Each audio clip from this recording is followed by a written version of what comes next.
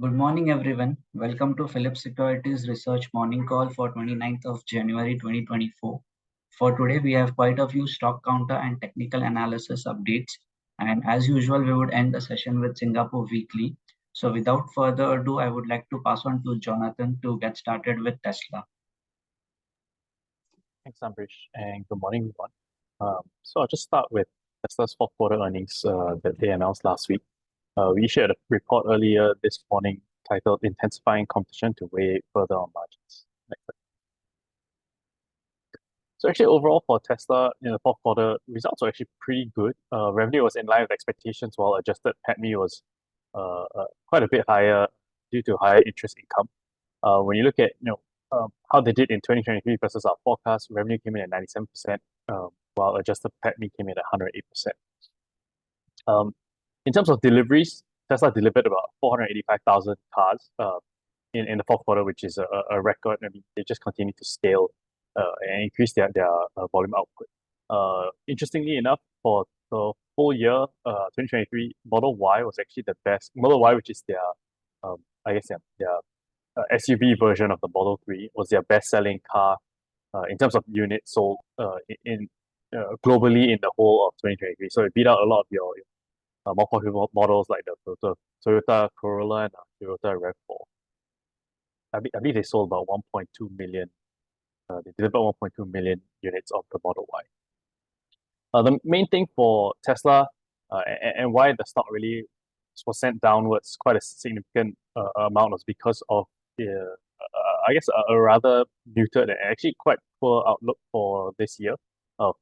So the key things were that in terms of volume growth, this is expected to come down quite significantly. So when you talk about annualized volume growth for 2023, it was about 38%.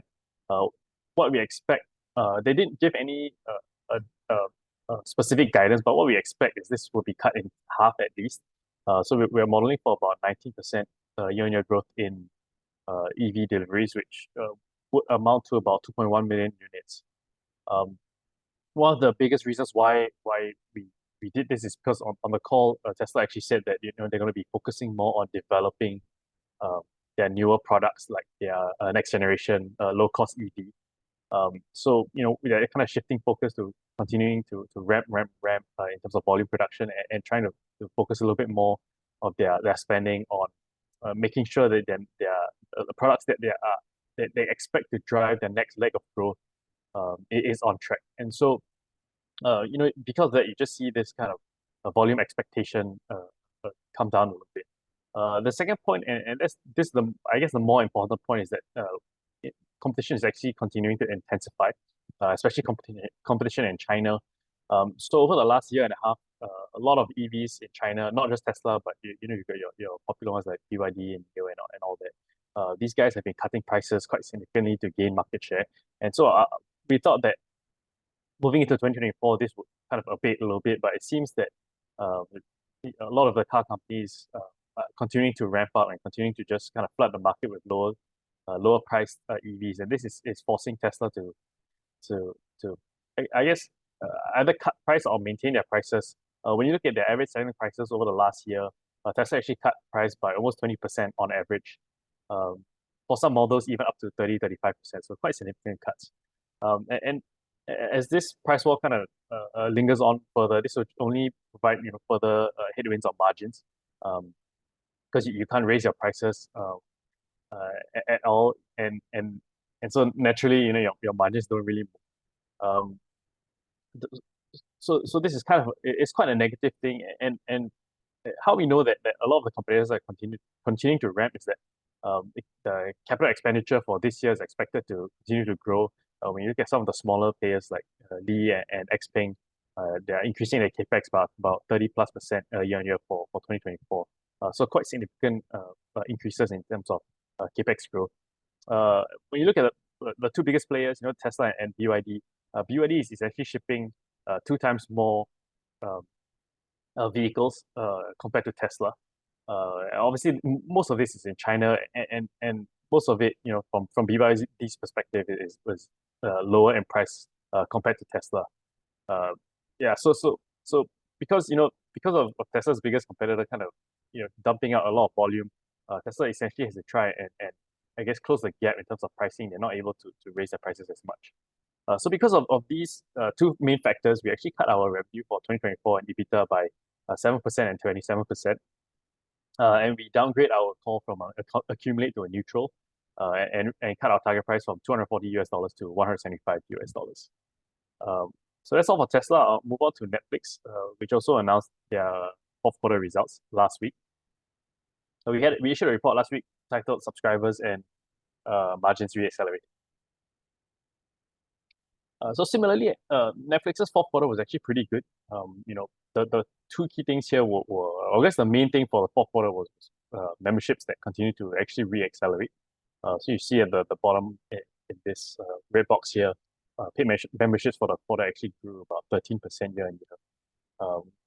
Whereas for most of I guess at least for the first half of last year, this number was in the single digits. So it was actually a good sign and the biggest sign of growth for Netflix. Not similar to Tesla, their outlook is actually very positive. When you look at it as why they were able to gain so many members, we think one of the biggest reasons is their ads business. So they introduced their it's called a basic with ads plan, essentially an ads tier subscription. It's priced at about $7 on average, and this is about 30% lower than your cheapest ad-free plan, which is about $10 to $11. And so by pricing it significantly lower, we believe that they've been able to actually capture a lot of the more price-sensitive customers, predominantly in your developed markets like US, Canada, as well as in the UK. Especially as over the last year, there was a lot of macro uncertainty. And so how we know that this is actually happening is because on a quarter-on-quarter basis, your ads memberships are actually growing at about 70+% Q-on-Q. So it's quite significant growth. They ended the year with about 23 million ad subscribers. So if you just think about it, they added, I guess, close to 8 to 10 million subscribers just from their ads business alone. So it's quite significant, I guess, progress for the company. And it's good long term because advertising is a much higher margin business than just streaming. And so they'll be able to, Netflix will be able to benefit as their subscribers for their ads business grow. They'll be able to leverage that and generate a little bit, I guess, higher margin advertising revenue, which will be good because the only two ways that I guess aside from advertising, the only way that they can actually really grow their margins is just to raise their prices, and they can only do that so much. You can't keep raising every year and expect churn to remain low. So moving forward, so one good thing for Netflix is the second good thing is that they actually raised a lot of the prices in a lot of regions in the last quarter of 2023. And so the fourth quarter didn't actually see a lot of the residual benefits because this really only came to kick in about mid-November or even December.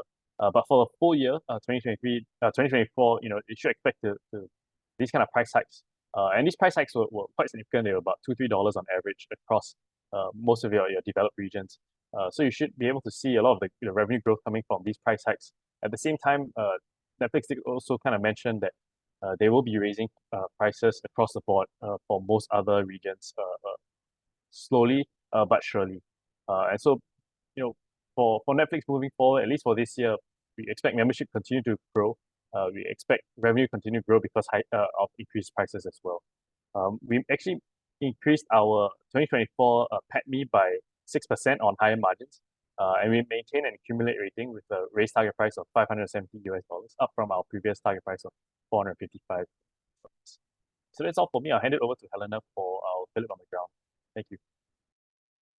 Thank you, John. So I'll be presenting on Phillip on the ground, Ohmyhome. So last week we hosted a points webinar on Ohmyhome. So this will be a short summary of the highlights. So Ohmyhome is a property tech platform currently listed on Nasdaq. So the difference between Ohmyhome and other big prop tech companies like Property Guru is that they're not really focusing on advertisement and they don't really do collaboration with freelance agent. So you look at the graph on the right, they're actually a property one-stop shop that they do agent, mortgage, legal, and renovation, and last but not least, property management. So agents is definitely the biggest arm of their revenue. Their current gross margin is as high as 50% compared to the industry level of 5.5%. So this 5.5% is not just applied to Singapore market, it's the same universal. So 5.5 should be roughly the average. So their gross margin is definitely very high. The reason for that is because they are not a traditional agent company where if I have a house to buy or sell, I go approach an agent and they have a few listing on their hand. They're trying to match whether there's anything that fits my criteria. So for them is they try to collect the information from their customer beforehand, and this is collected based on same pass. So they make sure the data they collected is unique and there's no fake data there. So they have a huge data pool where they have all the requirement and budget and everything from their client. So once a listing came up, they try to match the listing to the pool of customer that they already have, and everything will be more automated. So if something fits your portfolio, automatically they will send you a pin. So in this way, the matching efficiency is a lot higher. That's why they have a high gross margin. They have also came up with a in-house AI called Homer GPT, which is sort of like ChatGPT. So it's a smart AI where it can interact with you. You can ask it for property news. You can ask it for the recent transaction. You can ask it to sum up the transaction in table form. So all these simple customer service requests, they're going to be able to cater. Moving on the mortgage, their partnership with all the banks to figure out what is the best mortgage package that suits you the best. There are also legal service. That is when, so different people have different reason of selling or buying a house. So sometimes, for example, if a family member passes away, so there are certain legal issues that are involved. So they handle that as well. They also handle renovation and home services. So they do have their in-house interior designers and the renovation team, as well as home services like aircon cleaning. So all these they handle. And the good thing to mention is within the past 2 years, they guarantee a 100% on-time delivery. So there's never been a delay so far. Last but not least, they have recently acquired a property management company called Simply Saka. So after they acquire that, definitely there's going to be a lot of synergy coming in, because the better you manage the property, you will also get higher revenue when you sell it. So in terms of the financial, the company has seen a 46% CAGR increase in historical revenue growth from 2020 to 2022. But in the first half of 2023, the company does see a decrease due to the first is because there's a short-term revenue disruption. That's because Singapore government has came up with a lot of cooling measures. So there's definitely delay in pipelines for transactions and renovations. The second is because the company is spending heavily on its tech, which is the Homer GPT. So they spend a lot on that. And also they're doing IPO last year in March. So that also spent a lot of money for them. Moving on to the next slide. So this is just to illustrate why their gross margin is so high. So you look at it, this is a transaction per agent by year, is the graph of Ohmyhome compared to the other 4 top agencies in Singapore. So you can see that the transaction per agent of Ohmyhome is a lot higher than others, thanks to the help of technology. That is all from me. I'll pass my time to Peggy.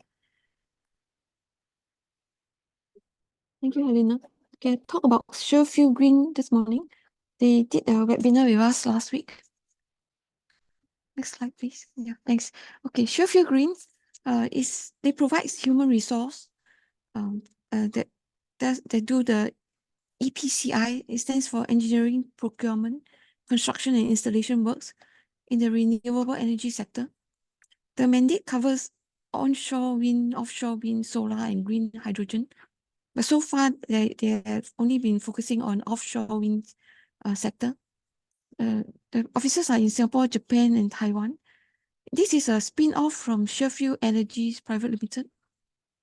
This Sheffield Energy, the parent company, is also involved in the oil and gas sector, as well as the marine sector in terms of HR supply.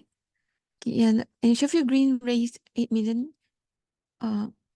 In October, sorry, maybe not 8 million. Yeah, 8 million. In the October 23 IPO of 24 million new shares at 25 cents each. Okay. The company if you look at the table on the right, you can tell that Taiwan is the major market, accounting for the bulk of the revenue. Oh, this revenue in FY23, 74% came from 2 customers. So there's a high concentration. The Sheffield supplies skilled blue-collar workforce. All these workers are on its payroll. So it's currently around about 800 workers on their payroll. And they charge the clients, and they also offer takes charge of other services such as insurance, visa application, the flight and accommodation arrangements for these workers. And they charge their clients based on the cost plus a margin on above the cost. The management thinks that the 3 most promising markets for them are Taiwan, Poland, and the Nordic region, such as Denmark and Norway. All countries, including US, have set aggressive plans for renewable energy projects in order to meet the net zero target by 2050.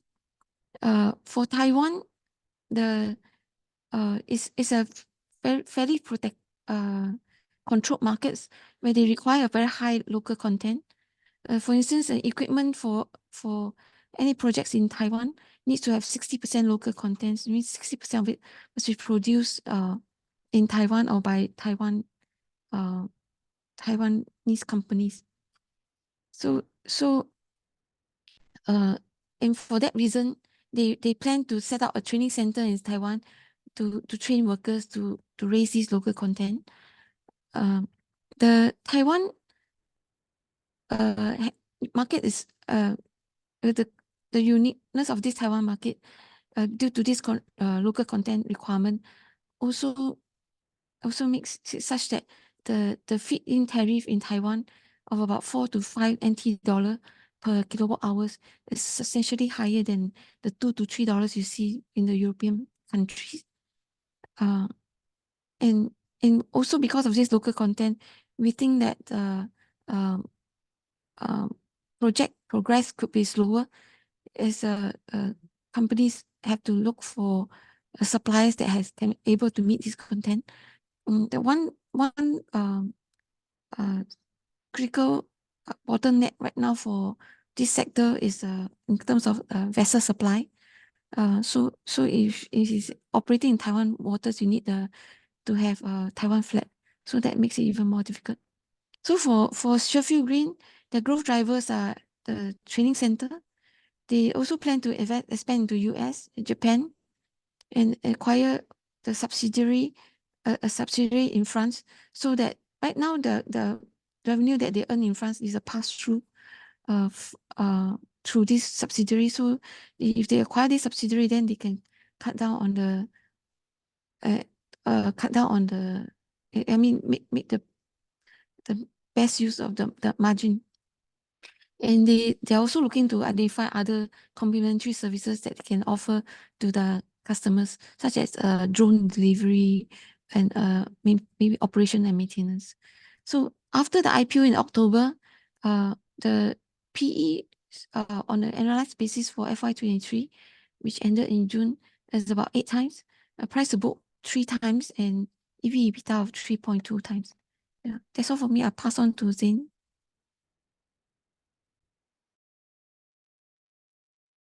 Thanks, Peggy. I'll move on to the technicals. Next slide, please. Yeah. For the S&P 500 last week, we saw a continuation on the bullish momentum following the breakout of the range consolidation. So for this week, we are likely to see this uptrend continue. This could head higher towards 4,900 to the 5,000 resistance zone. As for the current immediate support, it's likely to be between 4,845 to 4,870 area. Next slide. For individual counters, we have a technical buy for Carvana at 44.92, a take profit level of 56.80 as well as 61.60, with a stop loss at $41, and the stock last closed at 41.80 on Friday. So for Carvana, there was a cup and handle formation which it broke out of, and it was holding along an uptrend support line with a retest of a prior resistance turn support at $42. However, this trade I see of stop loss and is currently invalidated. Next slide. Next one, we have a technical sell on Capital. So at 684 with a take profit levels at 649 as well as 618 with a stop loss at $7.04. The stop loss goes at 688 on Friday. For Capital, it is currently finding resistance along a downtrend resistance line after finding resistance from a previous uptrend support line in blue in the chart. The momentum indicators in MACD and RSI also showing decreasing momentum. And when you look at the short-term uptrend support line in the chart, recently the price also has broken out. So we are likely to see a slowdown in terms of momentum for Capital. So it potentially could pull back towards these two support levels. Next slide. So we also issued a technical report on the big four China banks are poised for a rebound. So the first one is China Construction Bank.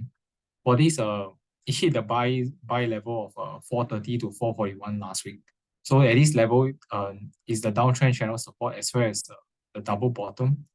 So it was a buy, and it rebounded back towards the target sell area of 457 to 468, which was the horizontal resistance level, as well as the downtrend channel resistance. Next slide.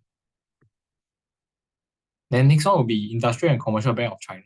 So for this, it hit the buy level of 351 to 360, which is confirmed with the downtrend channel support as well as the triple bottom support as shown in the chart. And it managed to rebound back towards the target level of 372 to 378, which was the downtrend channel resistance as well as it hit about the swing high at the start of this year as well. Next slide. So next one will be Bank of China. Bank of China is currently trading in an uptrend channel as shown in the chart. And last week it hit the buy level of 275 to 282, which was the uptrend channel support. And it managed to rebound back towards $292 to $3, which was the recent swing high resistance at the start of this year, as well as the uptrend channel resistance. Next slide. So last but not least will be Agricultural Bank of China. So last week it pulled back towards the trading range support at about 273 to 280 zone, and also looks like it broke out of this cup and handle formation and it rebounded back towards the resistance at $3 about there. Yeah, so it hit the target level of about 296 to about 308. So all the big four China banks managed to rebound back from their support zones last week. Next slide. So next one will be Samudera Shipping. So for this is a technical buy at 74 cents, take profit levels at 70.5 cents and 84 cents. With a stop loss at 70 cents and 70.5 cents. The stop loss goes at 72.5 cents on Friday. So for Samudera is currently trading in this ascending broadening wedge formation in bold, and is finding support along a 20-day moving average, which is highlighted in orange. It's also showing an increasing momentum trend in terms of in the MACD. So for Samudera Shipping, it could potentially continue its current uptrend. It could be in the fifth leg of this added wave bullish pattern. Yeah. Next slide. Yeah, then the last one will be for LHN. It's a technical buy stop at 35 cents, take profit levels at 37.5 cents and 39.5 cents, with a stop loss at 33 cents. The stop loss goes at 36 cents on Friday. So for LHN, after a very long period of consolidation, since August last year, it managed to break out this inverse head and shoulders pattern over here. And it's currently above the neckline resistance of 34.5 cents as well. So that is bullish, and it could rebound towards these two resistance levels, which were previous resistance levels from June to August of last year. Next slide. Yeah, so this is just a summary of the trades initiated last week. So for Cabana, here our stop loss is down about over 8%. Capital Samudera is currently in progress, down about 0.5 and 2% respectively. And for LHN also in progress, about 2.8% currently. So that's all from me now. I'll pass on the time to Meow Meow to talk about Suntec REIT. Thank you. Okay, thanks, Zin. So I'm not Mia Mel, obviously, but she's gone for the CapitaLand escort briefing. There's a physical meeting, so I will just brief for her. So for Suntec REIT, for those who don't know, they own the Suntec office, Suntec Convention Center, and the Suntec Mall. So the main thing is that the DPU dropped actually quite significantly, down 20%. One of the reasons why we still like it is because it's still trading at a deep discount to the NAV, about 40% discount to price to NAV for a Singapore asset-based stock. So the positives is that because part of their de-gearing exercise, what they managed to do was to sell, the first bullet point was to sell 100 million worth of Suntec office towers, strata units. They sold at 30% above valuations. They have planned for another 100 million to do so. Oh, sorry, my camera. The other thing is that the valuations rose. So even though interest rates has climbed up, but no, Singapore asset valuations still can rise. I think based on either transactions or also based on the rising rents. The only thing is their overseas assets. I think they have Australia and they have also UK. The one giving them the bigger problem is probably Australia. I think they find it harder to fill out the vacancies. The convention center was the one that performed the best. I think revenue, of course, grew like 50-60% as conventions return. I think they still think the momentum can continue into 2024. Retail occupancy was a bit down, likewise for office. So we maintain a buy. So for us, the main theme for Suntec REIT is really the yield is stable, about probably 6%, but it's also because it's trading at such a huge discount to NAV. That's the attraction. And the main catalyst is they can sell another 100 million worth of assets, which is and that is 30% above the book. So it makes the discount even much higher than what is seen here. Yeah. Next slide. So next slide. So I'll just run through the usual key macro data that comes out from Singapore. A lot of it was coming out from the URA fourth quarter update. URA comes out every quarter and they give an update on private residential and commercial property, some of the statistics. But let me just pull out some of the key ones. So for the fourth quarter, actually the property price residential property price in Singapore accelerated again, almost 3% quarter, the fastest in 3 quarters. On a 12 months or year-on-year basis is about 7. So no risk of cooling measure, because the last 2 cooling measures we saw property price rise almost double digit. Then I think that's where the risk for something to happen.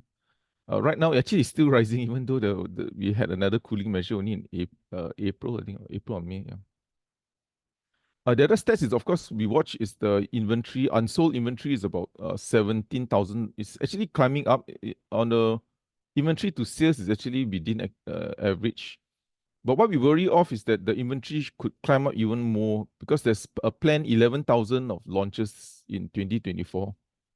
23 was about 7,500, then 22 about 4,500. So if you're going to add so many launches and the sales momentum isn't climbing up, we should expect inventory to climb up even more for residential in Singapore. Then we got the rental index for a few segments. So for office, it's actually one of the strongest growing office rents, 13%. But for us, when we look at the data, we think it will be slowed down the growth rate, like what the REITs say, because the pipeline supply is almost a decade high. Pipeline supply means the units compared to what is currently available, the planned launches or the retail actually grew nothing. I just went flat. But the one thing good is that it's actually 22% below pandemic compared to the others like office, commercial, hotel, commercial, industrial. They're all above pandemic levels. So at least for us, we think that retail has probably the largest upside because it's still below pandemic levels. Residential property price, residential rents actually came down from an incredible rise of 33% in first quarter. There's a bit of negative read, I think, if you refer it to LHN, because they did mention in the recent webinar with us that they don't expect much growth in rents, mainly because residential rents is coming off. because they are in the co-living sector, and which is partly partly influenced by housing rents, but also because there's a lot of new supply coming in terms of residential units. For the US, the most important news came out for last week was really the inflation number, the so-called core PCE, which is what the Fed likes to use. So this is critical because of two reasons. I think firstly, it's below expectations. It's also the lowest in 3 years, and it actually beat estimates. We'll discuss more later. If you want to get a gauge of how the US consumer is, it remains actually quite resilient because auto sales in the US is actually up 13% year on year. Although it's still below pandemic, but 13% is still a very strong number. Next slide. So we just give you some of our tactical views, which we actually mentioned. Every week we'll give some weekly strategy in our morning note or also in our P3 community. But I think the inflation number is actually very critical, at least to us. We think what important is that the disinflation or slower and slower growth in inflation is still on track, and the rate cut theme is still on track. So we have an upcoming Fed meeting, which is on the 31st. You can see on the green at the bottom. We think of course, the rates will be unchanged, but we still think the Fed will remain very dovish. So there are actually two reasons for this. Because if you look at the most recent inflation of 2.9 in December, firstly, it's even below the Fed's estimate of 3.2. And also, it's actually a 3-year low in inflation. And the last time we had this low inflation, actually the Fed funds rate was actually 0. So we think there's actually room for the Federal Reserve to cut rates. Of course, not to 0, but at least there's enough cover for them actually to lower rates. And there's a bit of a bit of a politics to it behind it, because you don't want to be seen to cut rates in an election in November too late. So they might want to do it preemptively to avoid being seen to making like something influenced by politics and so forth. I mean, that's one conspiracy theory, I guess. The beneficiaries will be REITs and properties. So having attended, because Darren is on reservist, so I attended quite a number of the REIT briefings. So REITs in general, operationally, most of them are resilient. The only thing is that because nowadays most of the REITs, they have exposure in China, Hong Kong, and so forth. They're getting the FX and also interest rate headwinds. So we think in general you should just expect most of the REITs. Again, there'll be another year of no growth, or probably 1 or 2%, I guess. Among all the meetings, I think the one that's having the biggest problem for the REITs is actually the industrial segment in China.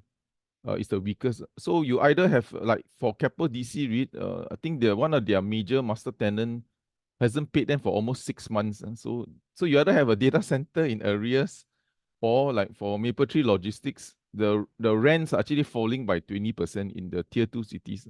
So China is a problem for if you have industrial exposure.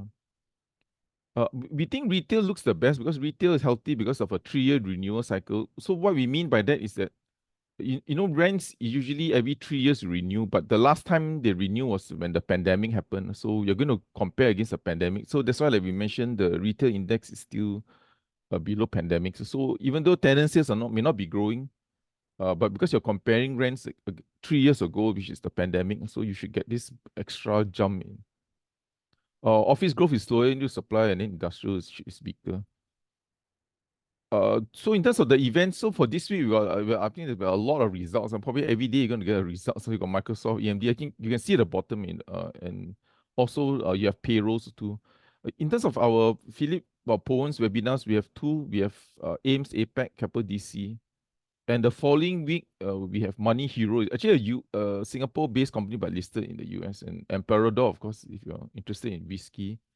And Resources Global, which is a coal company. Next slide. So this is just our chart, some of the charts for illustration. So the most important line here on the left is the PCE, which is your inflation, the red line. So right now it's 2.9.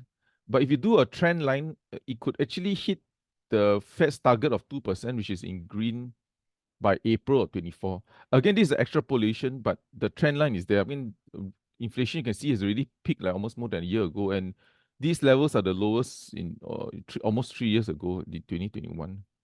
The one on the right is actually the interest rates. I mean, so interest rates, the one in red, which is the Fed likes to use, I mean, for whatever reason, because it will take into account inflation, is actually the highest in almost 16 years. So again, there's a lot of cover for the Fed to cut rates because inflation is trending down better than expected.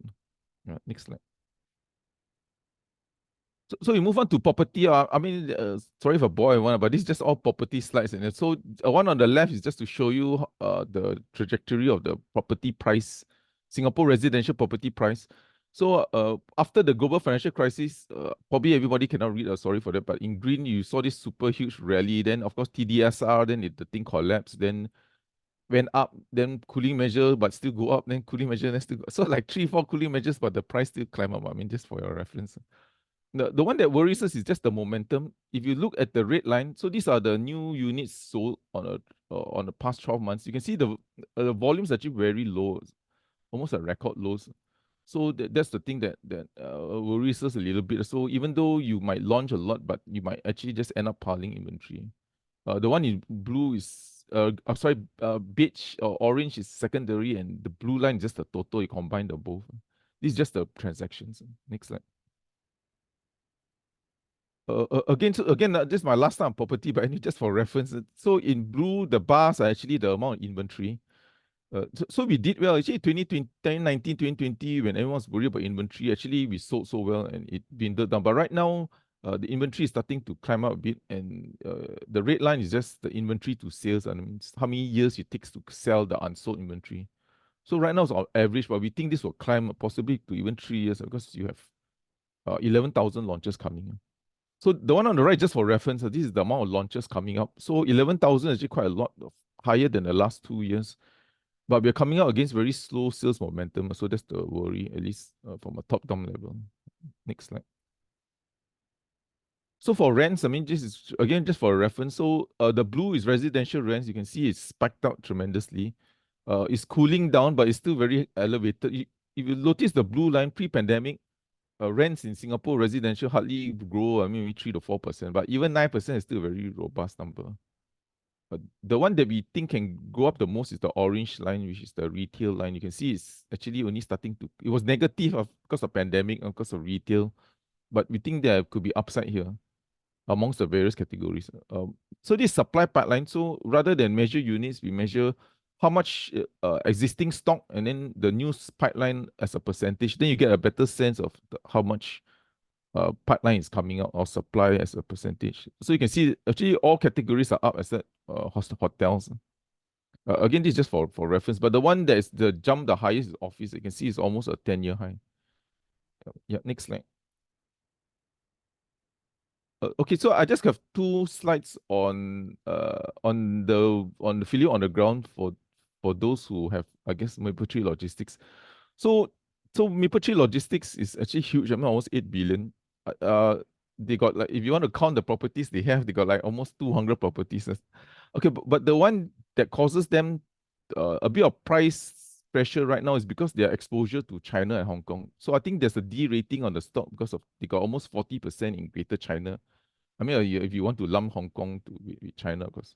The yield now is 5.8%. The big discussion during the briefing was mainly on China. So the China rental reversions is actually -9. So rents are actually coming down by almost 10%. It's mainly because of tier 2. Tier 2 is down 17, but they think this could hit to almost -20%. So that's the problem for them. Then the strategy, just for reference, if you want to know, I mean, they are not looking to get out of China because they have first mover. First mover means they came in early and then they chope all the good locations. A very technical term, but that's why they're not looking to sell so fast. Singapore, they want to sell assets because their REIT is almost 20 years old. I think they're one of the first few ones that got listed. So most of the assets, imagine 20 years, so they have to sell. Otherwise, it becomes irrelevant to tenants. Some of the growth markets is actually Malaysia, Vietnam, India. We actually surprised Malaysia as a growth market, but what they want to do is to buy logistics in where there's limited grade A and near consumption areas. So these are very scarce assets very sought after assets that they're looking to buy. Like again, I guess some logistics center in Shah Alam for e-commerce purposes. So in general, we think dividends going to be muted, but Singapore will still get a 5-9% rental reversions. So don't expect much growth for these because China's the one who's going to pull them down. One last point is that if you look at this, just to give you a sense how impactful higher interest rates is, if you look at the NPI here, that means the rent collected after all the expenses, you can see that it actually went up almost 2-3 million, but whatever increase in rents they got just went back to paying interest, which is where you can see here it actually up from 34 million to 36 million. So that's the problem they're going to face. So even though if interest rates get cut, it won't benefit them because most of the REITs, apart from maybe Suntec, probably have the highest debt that's hedged. That means they fix out most of their debt already. So even though if interest rates come down, it may not benefit them in the near term. But of course, the whole sector can get re-rated. Next slide.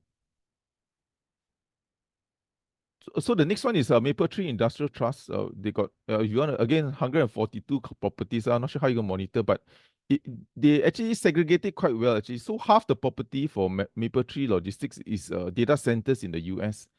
And the other half is the usual industrial properties in Singapore. So that's the roughly one way to understand Mapletree Industrial. So half data center US and then half Singapore industrial. The yield is about 5%. Actually, nothing interesting here. I mean, the only talking point in the briefing was mainly the data centers in the US. AT&T has exited like 2 of their main data centers. So AT&T has almost like 5%, now dropped to 2%, and they're going to exit all. So because of that, there could be some pressure on the revenue because AT&T, one of their data center tenants, is exiting. I think because there's a separate news because they sold some of their data centers to a PE fund. I think not much. I think nothing much to comment here. I mean, just that there's not much room to grow. Revenue growth will be limited because only 16% of rental is due. So I'm not sure why anyone's interested in this. But anyway, the annualized yield is 5.5. Yeah. Next slide. Okay, so this is just to give you a sense of because we always get questioned on Genting Singapore. So we just give you a sense of what Las Vegas Sands said about their performance of Marina Bay Sands Casino in their briefing. So of course, Las Vegas Sands is 38 billion. It's mainly Macau and of course Singapore Marina Bay Sands. In Marina Bay Sands, so we just talk about Marina Bay Sands. Actually, they're recording a record profit of almost 500, and this is even higher than pandemic, which is actually even quite surprising. So who are the people gambling in Marina Bay Sands? It's actually not so much the VIP, which is about flat and still below pandemic, but it's actually the mass market is doing well. Could be Southeast, could be China. They didn't specify who are these, but the mass market now, the people gambling in Marina Bay Sands is actually 30% above pandemic levels. The hotel, of course, is almost full. The problem for them is they're short of capacity. And if you plan to stay in Marina Bay Sands, the average room rate is US $650. Well, if you're interested, just for your information.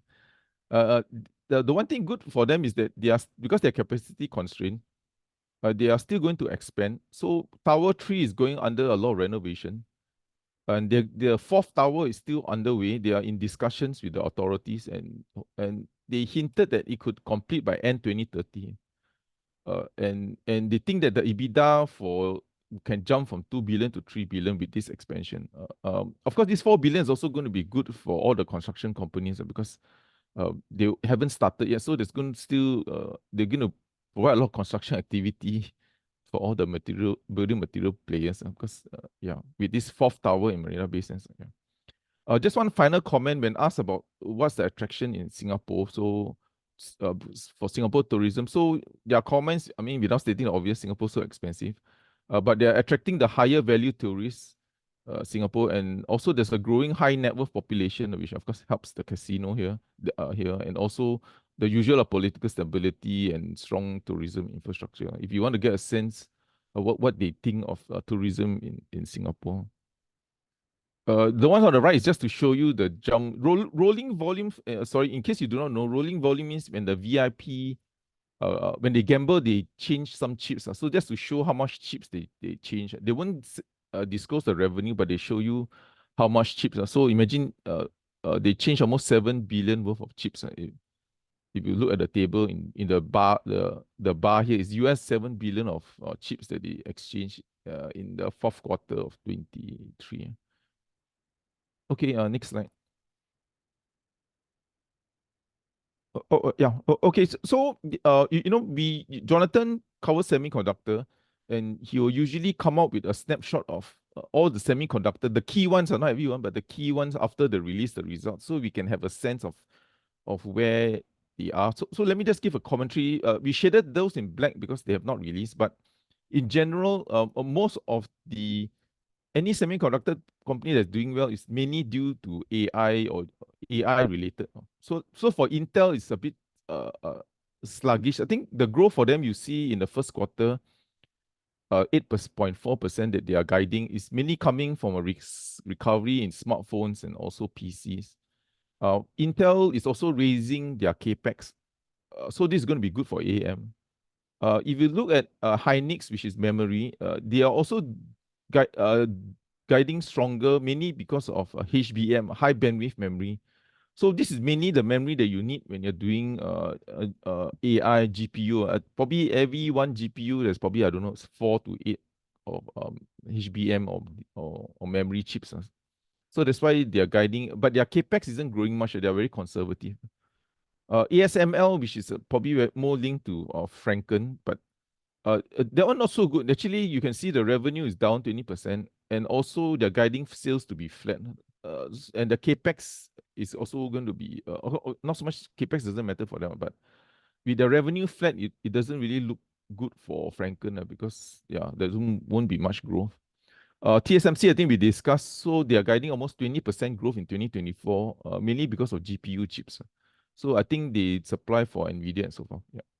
So in a nutshell, if I had to nutshell this thing for Singapore stocks, I think the best would be probably AEM would be the best, because Intel is still raising capex.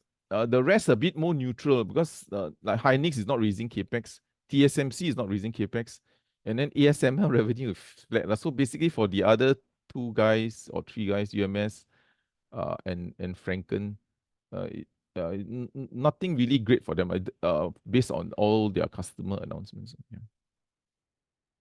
Okay, next slide. I think we're done. I think. Okay, yeah, I can move on to Q&A.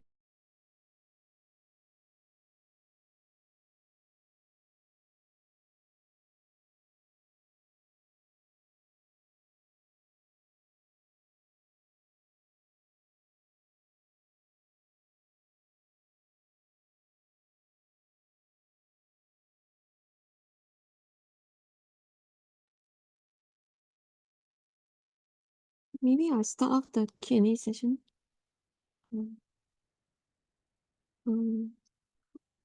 There's a question. Hi, Peggy. Any update on 17 Live and Riverstone? Thanks. Maybe I leave 17 Live to Paul. He's more familiar with the company. Riverstone, there's not much update since the last time we met them, but the company did highlight in our last briefing with them in November that the worst is behind them. They see the price improvement from or stable price stabilize for the healthcare gloves from 2024. One positive that will benefit their margins is also on the lower prices of gas, which is they used for the mainly the utilities. They on the clean room segment, they have actually built up some new customers who have set up, who have put in capex into the Penang plants. So they're looking at more potential new demand coming from the tech sector. And they have also moved into some niche products, which give them higher margin. But the volume there is very small, and they benefit from it because of the first mover. Over time, we also believe that there could be newcomers into this space for this new product, which is more into your more for biotech sector. Yeah. I think that's all I have for an update on Riverstone. Thanks. The next question for me. Hi Peggy, can you give your view on Shanghai International Airport? Hey, this Shanghai International Airport, in line with the rebound in volume, they actually turn in a profit from third quarter last year. So it looks like for instance, 9 months of 22, they incurred a loss of 2.1 billion RMB. In 9 months of 23, they turned profitable 496 million RMB. The uptrend is in line with the growth in the revenue, in the traffic volume, and the growth in traffic volume continued to accelerate even till the end of December last year. So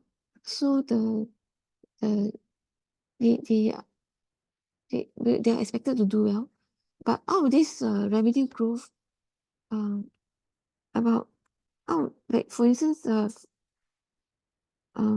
of 5 billion revenue they made in first half of 23, only 2 billion came from the airline related aviation related business, such as the ground handling and the check-ins and so on. 3 billion came from the leasing of the space in the airport. So we think this pickup in this leasing is probably going to slow from here because of the reduced discretionary spending, respect as travel starts to be more careful with their lower income, lower income outlook for the economy. So for this, sorry to be so long-winded. In short, it is a sector to play for recovery in the air travel, for recovery in China tourist passengers. But we think a better play maybe you want to think about is China Aviation Oil, where all the international flights that in and out of China will have to take the fuel from their associates, and therefore it's very directly correlated to the pickup in the number of flights flying out from Shanghai International Airports. So for that, yeah, I hope I've answered your question. Not sure if you have another angle you want me to address. Please drop another question if you have. Thanks.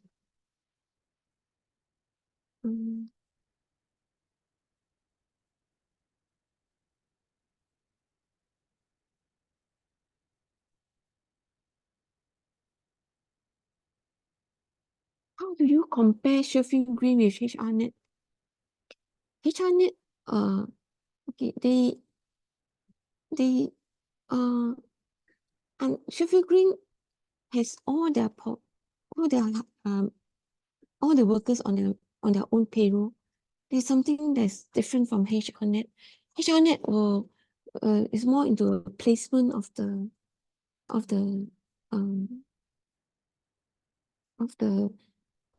the personnel, and then they earn a placement fee from the company.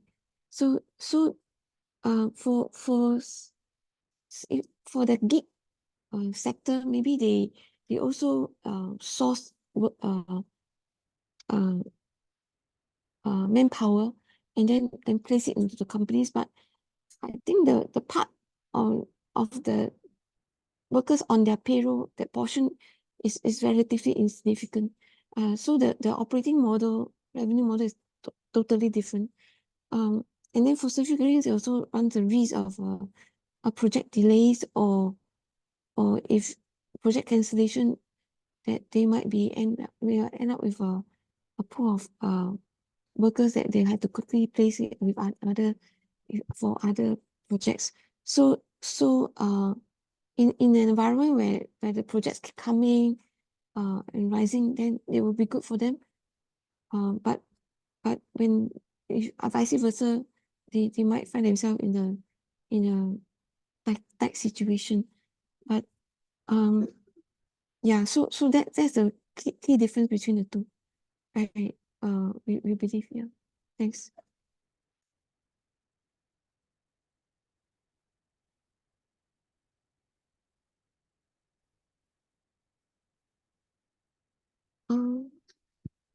There's a question on Apple. Let me come back later to that. Hi Peggy, I noticed that Taiwan shown a great number compared to Japan. What the contributing factor of the huge increase for Taiwan? Taiwan started to take off this EPCI project and I'm putting on a drawing board since 2019. So these 2 years is really the significant rollout of the construction activities. Therefore, the big jump in the Taiwan revenue. For Japan, it's still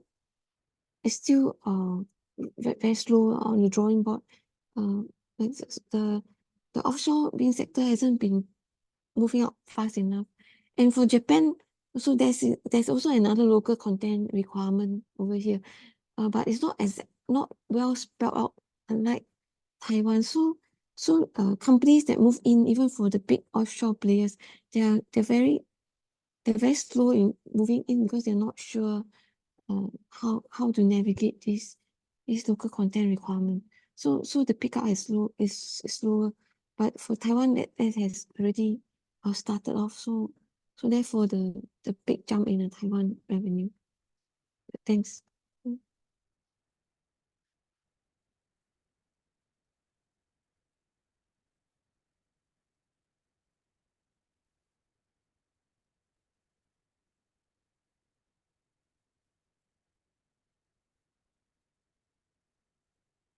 Maybe I pass on to the rest first while I check out on the questions. Thank you. Yeah, okay, yeah, thanks. Thanks for the questions. Let me just try and take some of them. I don't. Okay, on Suntec REIT, the 100 million Suntec divestment, has that been priced into the current price? Has the divestment been completed? The first 100 million or 90 plus million has already been done. The proceeds, I think they're getting, some of it is getting into financial FY4. There's another 100 million that they're planning for FY24. So that's the factual part. In terms of whether it will help the share price, I think it will be a bit more muted. I think for this, my own thoughts, you can ask Meow next time, but my own thoughts is that this share will only come back if there's some stability in the DPU, because the DPU has been hit really hard. You can see it down almost 20%, mainly because of the high interest rates. Because they are the ones who don't hedge the most. So if there's some stability in interest once I think that was the part that could actually help the stock rally. All these divestments you see, it also benefits, but because it will help lower the gearing, help lower interest rates. But the bigger impact is that if they start to mention that any refinancing cost that they do is going to be lower. Yeah. So this is like a high beta, in a way it's like a high beta Singapore REIT, because their hedging was only 50%, and when interest rates spiked up, they got hit the most. So I wouldn't say it's really in the price until people see some stability in the finance costs. This helps, of course, when you lower gearing, right, you got less debt to pay. But until you see stability, then I think that's where the share price could move move up harder, because it's still at a cheap discount rate. I mean, that's my own view. Hi, Paul and T. As you mentioned, the REIT would benefit from potential rate cut. How is your outlook on Prime and Manulife? Is it now time? Okay, so Darren is on reservist. Yeah, my issue right now is that for Manulife, at least, there was a trading opportunity because you were taking a view that they won't go bust. So right now, because they're not going to pay DPU, so you're taking a view that office sector is going to recover, I don't know, in the next 6 to 12 months, which is going to be unlikely for now. So that's why it's a bit harder to trade off Manulife. At one stage, it was they were a bit easier because you just it doesn't go bust. That's all you're trading for. But right now you're trading for the office environment to improve, and they're not paying you any dividend. So that makes it a bit more restrictive in that sense. Whereas you buy any other REIT, at least they're paying you some yield if you're trading on some investment thesis. For prime, I'll take a more conservative view. I'll wait until the results is out. If it comes near the results and they don't announce any, let's say let's say 4 or 5 days before the results, they don't announce anything. That means there's no major devaluation of the assets, which will be a surprise. But if they don't do that, then I think there could be a bit of a trading opportunity there, because at least they're still paying you a yield.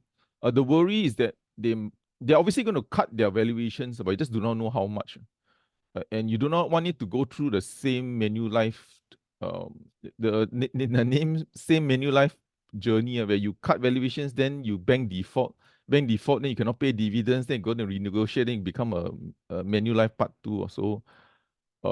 I rather just hold back a bit and just wait until they announce, or at least maybe 1 or 2 days before. That means there's no major cut in valuations. Then that would be the one. Because they might have to pre-warn if the valuations is going to be very steep. Yeah. Thai price has been depressed for quite a while. Is it a buy? We still like it for valuations, and just the recent news that the Thai government is going to delay on the digital wallet, the 500 billion baht or 20 over billion Sing dollar, I think if the maths are correct, but fiscal spending, which is going to boost the economy, I think that was delayed, like they said. So that one probably took off some negative sentiment of Thai baht. So for us, we just like it, just that we think it's coming off the bottom in terms of the recovery as Thailand's economy improve, especially with this. They're really throwing money to all the consumers and households. So consumer spending will benefit. Then once that's over, hopefully, once that's over, the share price baton will be passed on to Vietnam, which is down for probably the last 2 years in terms of revenue. But then as the economy recover in Vietnam. So this is really a macro play that we're doing rather than any bottoms-up company-specific reason to buy Thai baht.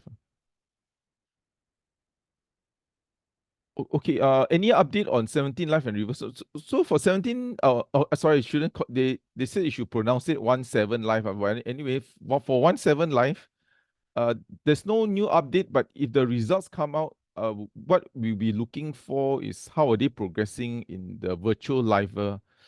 So for 17 Life, you either have a live person, like I mentioned before, doing streaming, but the growth area they say is coming from virtual. I mean, some cartoon figure stream with the person behind talking about. So that will be where I'll be focused on. The other part, which is the live streamer, I think that the growth, I don't think is going to be strong. And if you want to have and we are loss making, then you better grow the revenue faster. So for us, those are the things we see. Either they are coming closer to profitability, net profit wise, and not the made up EBITDA, or their virtual streaming thing is doing very well. Yeah. So those are the things I'm looking out for if the results come up. Yeah, just to add on to what Peggy said, we did meet with one rubber glove company. So basically the comments is that things have more or less bottomed out, because even the Chinese glove manufacturers are raising prices. Trajectory, they do not know. I mean, because there's still a lot of capacity in the industry, but bottom out is definitely there. But how fast the recovery come, I don't think anyone in the industry would actually know. But it's definitely bottom out. Because if the Chinese, the lowest price guy, also have to raise price, then prices are starting to rise for glove. Okay, okay, this one I'm not sure. Sorry, I didn't really understand the question, but let me just write it. If we are not worrying of missing out with price continue to rising, stop jumping in can help to dampen the price rise. Looks like we are all killing ourselves and future generations. Yeah, I guess you're referring to the property price. Yeah. Thanks for the comment as well, but no, nothing to add. Paul and team, any comments on AEM? Okay, so I still, based on all what the semiconductor company announced, for me, it was like I mentioned earlier, AEM, even though Intel disappointed a bit, but they are still raising the capex. And if Intel raise capex, it will benefit AEM. Near term will be a bit soft because maybe some of the equipment still underutilized so far. But I think for us, we still find AM. Although I'm not a big fan of AM, but I think if you're talking about system level tests that they're doing, especially for high end, it benefits the high value added chips, semiconductors. So they're not so reliant on mass volume. So that will benefit AM more than the rest. And of course, we are still in the camp that the error that they made is really a human error. Again, hope we're not naive about it, but mainly because their customer is Intel. So I guess there's greater comfort that you have one multinational customer than, I guess, consumers in China, which I think we all know what that means. Yeah. Our view on local semiconductor, like UMS, given Intel gave not so good forward guidance. Yeah. Although Intel didn't give so much, but it's still a growth guidance. Maybe it's not as high as people thought. Yeah. I'm a bit more worried, I guess, for me, it's for UMS and Franken. Yeah. Because in general, semicon capex isn't climbing up that much. If I look at TSMC, Hynix, like we mentioned, they are not growing their capex. The memory guys have been hit very badly, so they want to see better profit because Hynix is still loss making anyway. So they want to see some profit before they can go on this capital expenditure ramp. So capex is important. So what Hynix spend on capex, equipment, all that will benefit like applied materials and in the end, or Lam Research, and in the end, benefit companies like UMS and so forth. Yeah, and Franken and all that. Yeah. As the amount of population we have need to balance against many factors. So can we continue to bank on population growth to continue to maintain? Possible. I think population growth is climbing. We did had a record jump.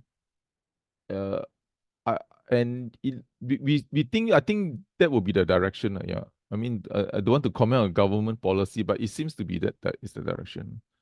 The majority of price of the S-REITs are downtrending in the last few weeks. Any particular reasons? Is it a good time to enter now in anticipation of the Fed rate cut? Part of the reason is also in November and December, I think the REITs were up almost, I don't know, low teens. So my own guess is probably there's some, I guess, profit taking. Yeah, and also the results also, most of them coming out, I mean, not the most exciting. Everyone's DPU growth like 1%, 2%. Maybe CapitaLand Escort is better, but the results also wasn't really that exciting in terms of DPU growth because they are still burdened by the high interest rates. I would wait a little while. I think let all the results come out first, then whatever optimism to be squeezed out a bit, because I guess there was optimism on the Fed rate cut. So that's my own view, because I don't think most of the REITs are still burdened by high interest rates. So don't expect any good results. So I thought my own view, I mean, in a very short term, is just to let it get flushed out first before slowly creeping in, because you're ultimately still playing on a Fed rate cut. Yeah. Your views on HRNet and Del Monte, which were once shared. Yeah. So for HRNet, I still think it's going to be very low growth for them. So what happened was 2022, HRNet did very well because they managed to catch a huge semiconductor hiring wave in Taiwan and China.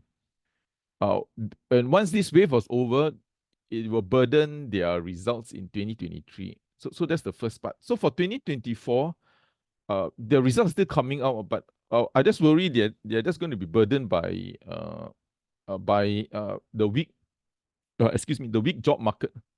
So for HR, now for those who do not know, they have two parts of the business. One is the normal, hiring headhunters and so forth. The other part is something like what Sheffield Green does, but theirs is for the main market. You're talking about operator, admin staff, temp worker, and a lot very automated. So they're not going to call people to, not like Sheffield Green that is a bit more specialized. They will train. No. All this is all automated. You virtually get the job yourself, hire yourself. Everything is automated, all tech driven. So that's the difference. They are into like promoters that you see in the malls and all that. But the reason is because they have 300 million cash. So they have to pay the wages upfront. So that's the competitive edge. The longer term trend, we still like it because the ROE is, I don't know, 20-30% kind of levels because they're all net cash anyway. And And also they are growing through the region, but the pace of growth we think will be a bit slow in the near term because the economies regionally we think is still very soft, especially the job market. For Del Monte, I didn't attend the most recent briefing, but I think you take probably 1 or 2 more quarters for them to flush out the expensive inventory, because they've been raising price, but still not good enough. Because they've been burdened with very high cost inventory. Yeah. Okay, Intel down. I think this one I'll let Jonathan answer. Intel down 10% last week. Hi, Paul, any view on AM's recent hit by litigation case on shortfall inventories? Will you still be? Yeah, I'm still positive on it, but I would rather wait until the results come up. So they're going to announce a write-off, and then I'm not sure. And the guidance, I don't think will be that great too, probably low single digit. And I think they also want to be conservative, not to go and disappoint the market. But the inventory, just to take note, most of the inventory is on customer orders, so they don't really order inventory uh, for speculative reasons. But again, I think this is pure human error. Might be a bit naive again, but of course the 20 million human error. No? But we still take it as that because they still have really multinational Intel as a customer. So we just think that one way to gauge a company's credibility is also the type of customers they have. Yeah. Again, this is our own view. I mean, may be wrong, but this is how we view it. Okay, well, a lot of read question, but okay, let me just take this one. On Keppel DC in China have default payment for 6 months and their share is dipping. Do you see opportunity to dollar average? Yeah, okay, so Keppel DC has a China exposure. I think 13-14%. Sorry if I don't have the right number here, but their tenant defaulted 6 months. I mean, you default 6 months, I think they're not going to pay. I mean, let's face the fact. I mean, if you have a house, if your house has a tenant, they'll pay 6 months, the person not going to pay us. So we have to assume that. So for me, I'll rather wait until they flush out this. I think this is going to be a share price overhang for them. And I think you have to really wait until they have to make a decision if they do a write-off. Otherwise, this thing will just going to pressure the share price. Again, this is my own view. I think you got to wait until Darren to give a better view because he covers the stock. But when you have this type of overhang, investors will rather wait because they know you might have to do some major write-off or major major, you have to do something critical, either take over it or write it off, this whole tenant and so forth. Do note that they're coming on the 1st of February for a webinar with us. So do look out, and the best is to, this is a good question. I think you can also ask them that. So if you do have time, feel free to attend 1st of February Keppel DC. Yeah, so you can just keep on asking him about the China question. Yeah, I hope they don't hear me here. Yeah. Okay. There's more questions. What's your view on share price and DPU going forward on MLT and Keppel DC in China Hong Kong exposure? Has these negatives been priced in? Any good reasons to hold or buy? Okay, this is my own view. I'm not the REIT analyst, but my preference is to buy guys like Cromwell, Elite. At least they are giving you 13-14% yield. But I know most investors shy away from overseas exposure, but you are technically getting overseas exposure with Keppel DC and MLT. But these are my own views. But they are not paying like very attractive yield, 5%, and then you got this overhang. Yeah, that's my own view, of course. Yeah. And they are not going to grow by acquisitions. So there's no growth organically because interest rate is high. The only way they're going to grow is by buying something in Japan because the interest rates are low. So that's what they're going to do. But I'm a bit skeptical on it because they just did one. I think MLT did one at 168. Whoever took that placement all died. But anyway. Oh, sorry, no, not that. I mean, have issues in recovering any profits from it. Okay, can REIT analysts indicate which S-REIT they like to have to raise funds to the right distribution? How should? Okay. Let me try to do that.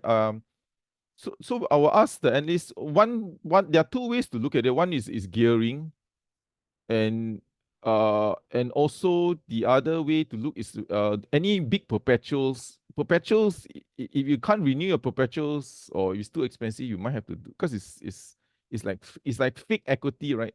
So if you have to replace fake equity, you have to replace it with the real equity, which is a rights issue. But yeah, let me take that into note. Then we will try to ask the analyst to it's a good comment. So I mean, all comments are good, but this one at least we can act on it. We will try to give you a list who has the it's normally the gearing. So our REIT monthly, you can see those high gearing ones are probably the ones with the risk. Yeah. Okay, this is iFast and Samco. I think I'll leave it to Peggy and Glenn and also John to take on some. Yeah, thanks. Hey, thanks, Paul. Maybe I'll just take a few of the questions first. I saw one, I'll take the local banks one first. The question is, does the team expect our local banks meeting market expectation with upcoming earnings release? And I think they were using DBS as the bank. Yeah, I think it will be it'll be very probable they might even beat expectations looking for this coming earnings release. So we're talking about fourth quarter 23 and the full year FY23, because they are still able to sort of reap the benefits from the high interest rate environment. And they have been showing quite strong growth in their NIMs as well as their net interest margins and their net interest income. So the interest rates have actually been very high. They haven't really dipped. I think only very recently in January, then in December, then it dipped by like 2 basis points. So the banks are still benefiting quite a bit from this. And I think the only drawback that we might see for the banks would be maybe a slight increase in their provisions, so their allowances. But I don't think they have really guided for any increase in their provisioning or allowances. So I think that it is quite strong. Yeah, fee income is also the other question that we might see a dip because seasonally year-end fourth quarter fee income is not as good.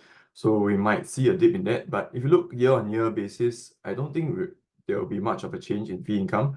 So the recovery which they are all talking about in, say, the wealth management and credit card fees might not kick in the fourth quarter. It might only come in this year, 2024.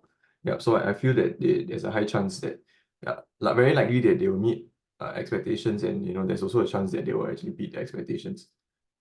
There's one about China. I'll try my best to take it because we don't really cover the China banks. So the question is, what are your target prices for CCB and BOC? So it's China Construction Bank and Bank of China. We don't have any target prices, at least fundamentally. And the question is, with current prices, dividends are 9.1% per annum and 8.5% per annum respectively, which look lucrative. Yeah, so I agree with that comment. The Singapore banks are only 6%, hovering around 6%. So how come it is not moving any higher, especially when its PE and PB are very low? Any views?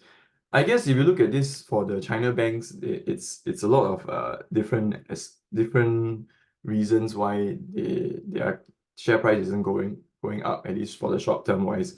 So recently, there's the slowdown of China's economic growth, and as well as the recent sort of real estate property market crisis. So their non-performing loans and credit risk actually rose quite highly. So that might be one of the factors.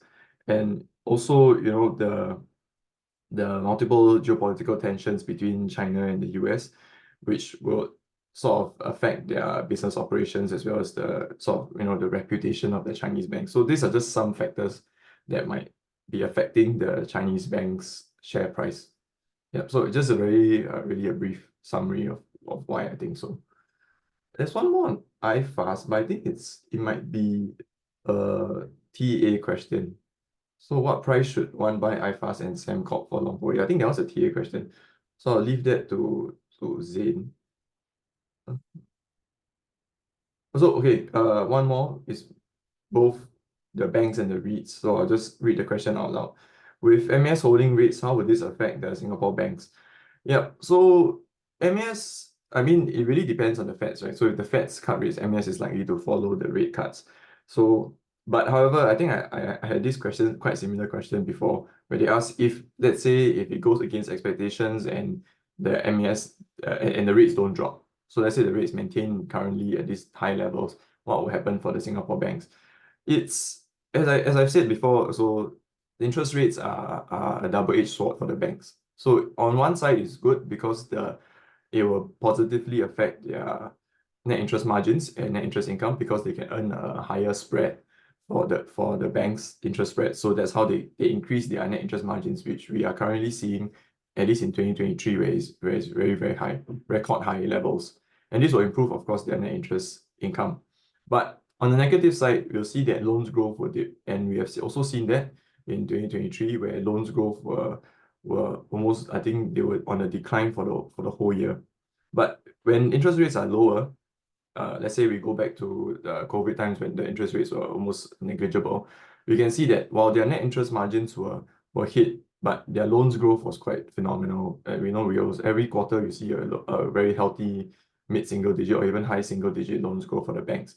So this will sort of buffer the dip in the net interest margins, where we will see their net interest income actually sort of stabilize. So, if the interest rates are too high for too long, we will see that the loans growth actually sort of is negative. The high net interest margins don't really offset this continued decline in loans growth. Yeah. So I think it might not be, it will be good in the short term, maybe for the banks, where you'll see continued high NIMs. But I think long term, I think it'll be better if the rates do slow down a bit, where they can continue to grow their loans. Yeah. I think the REITs one, I'll leave it to maybe Paul or Peggy for that. Yeah, okay. I think that's all I have for me. I'll hand it over to the rest of my colleagues. Thanks. Thanks, Ben. I'll take this short question on Intel. So Intel was down 10% last week. Can buy since AI growing and got US government funding. Yeah, so actually Intel dropped, I guess, about 11% after their earnings announcement. But when you look at it, overall, we still will be quite cautious on most semiconductor companies other than the main AI guys, which are NVIDIA and to a smaller extent mainly because most of their business, for example, for Intel, most of their businesses is still in CPUs, still very heavily linked to your PCs or I guess to a smaller extent mobile. And so and of course, and a little bit of the data center. So of course, with a lot of these verticals within the semiconductor industry not really growing as of yet. I mean, they are kind of in the early stages of recovery, but we don't think that they're there yet where you're going to see exponential growth moving forward as they exit this sort of recovery period. So that's kind of why if you ask me whether you want to buy AI or you want to buy Intel to get exposure to AI, I'd probably tell you it wouldn't be a great idea if you really want exposure to AI. And you just go buy NVIDIA because they have a very strong correlation to the AI demand. Since they are essentially the only ones that can produce the hardware necessary to a very critical component of hardware necessary for AI for advanced computing. Yeah, so hope that helps to answer your question. Overall, semiconductor industry, I guess we're still very neutral on it, except for your main AI.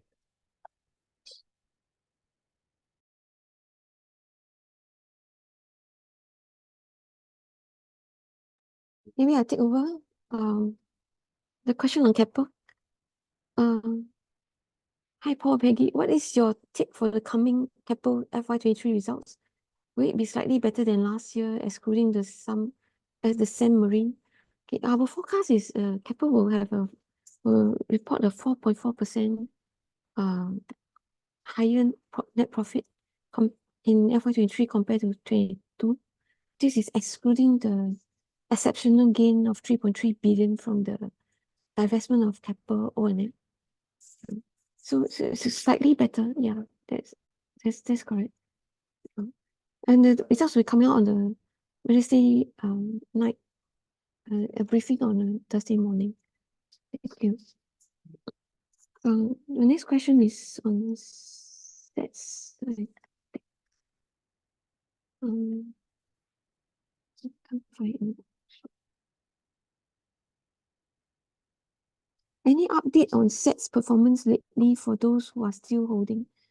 Um, um, Nothing much to update except for the Changi airport numbers, we've shown good growth. Still sets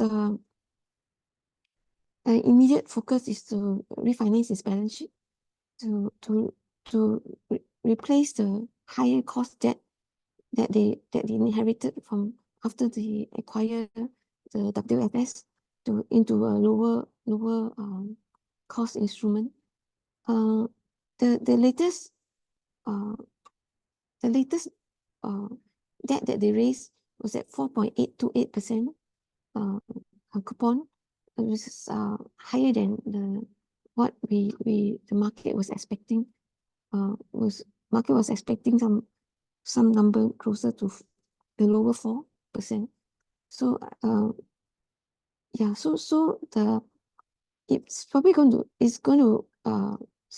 post a turnaround in the FY20 and in the next results announcement.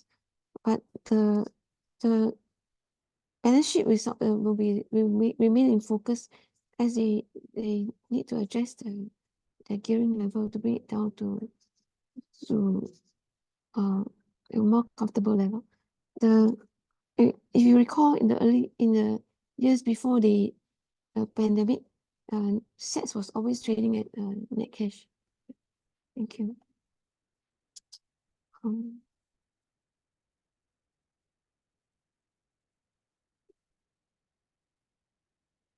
I think Glenn has earlier addressed a question on China banks. Maybe I can add on that one.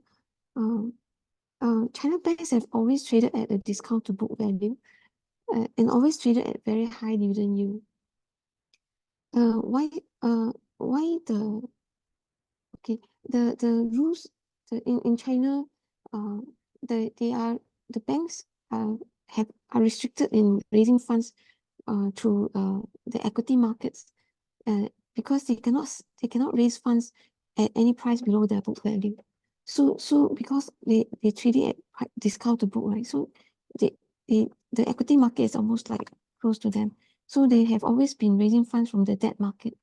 And that market in the past was supported a lot by the foreign investors.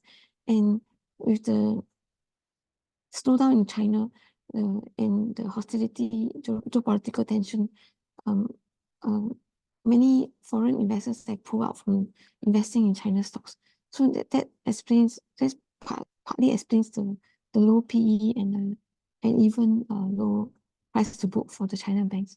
So and if this improve, if the conditions if the foreign investors were to return, that will become more receptive on China stocks, then there's possibility of an improvement in all these financial metrics. Thank you.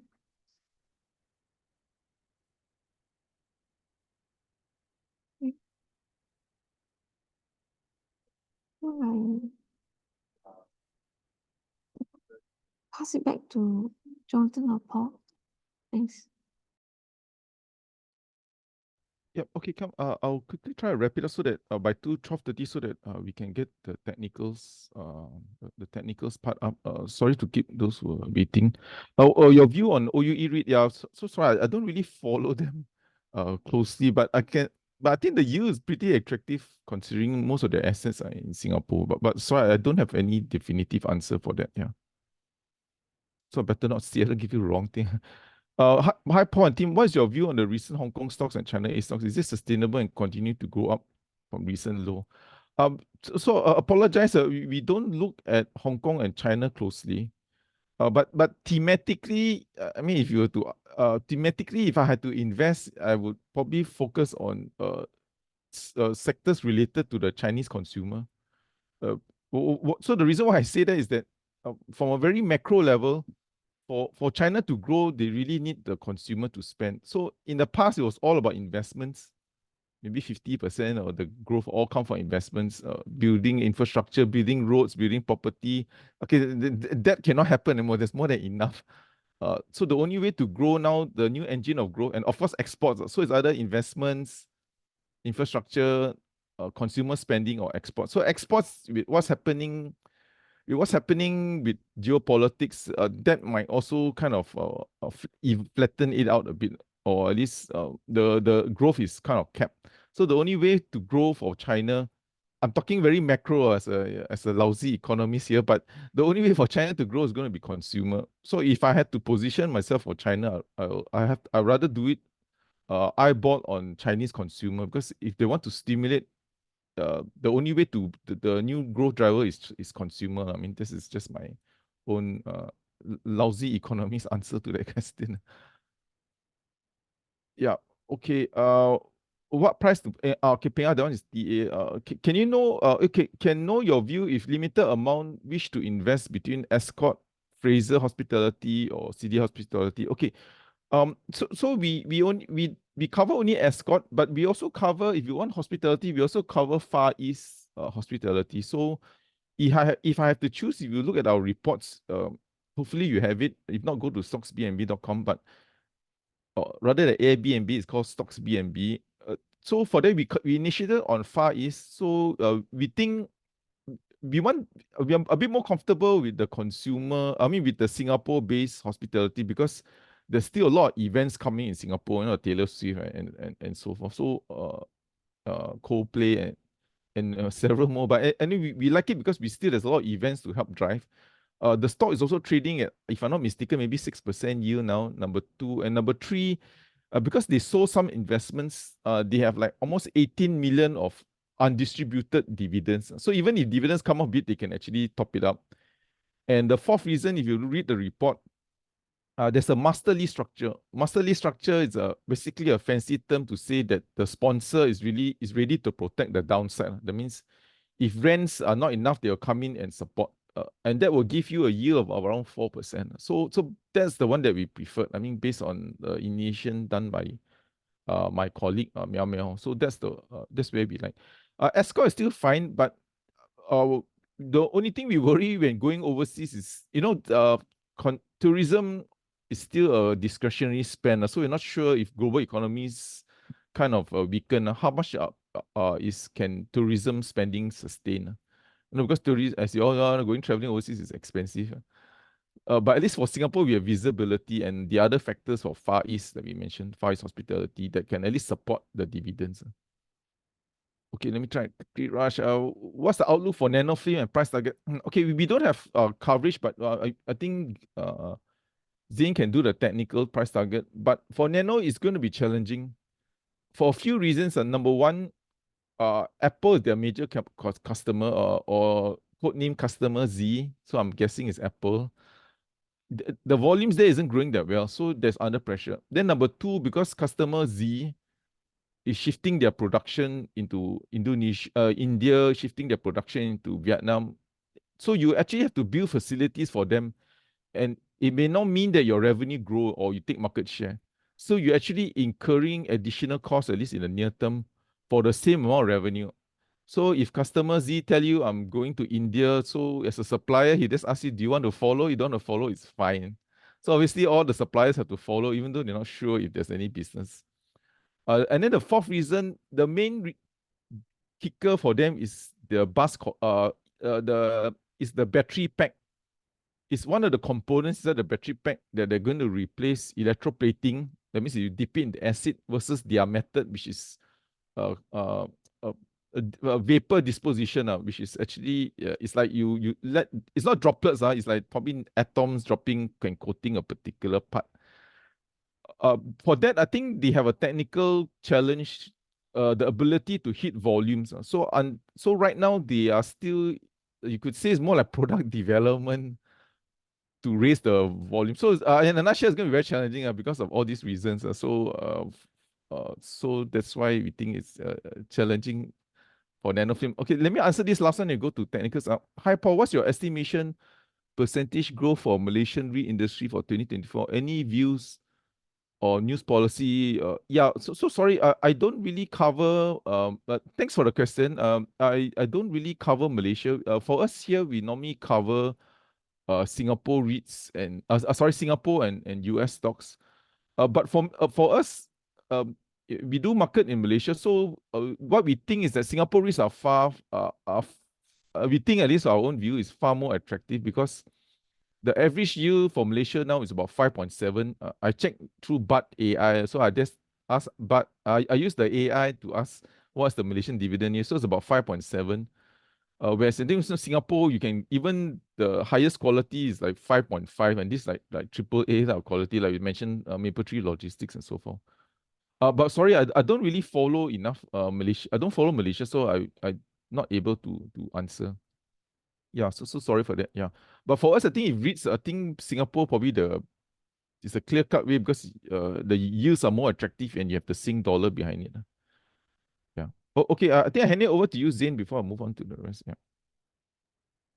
Okay, thanks, Paul. I'll share my screen and start the PA. Okay, so first up will be Mapletree Ind Commercial Trust. I think it's currently trading in this downtrend channel over here since breaking down of this ascending wedge.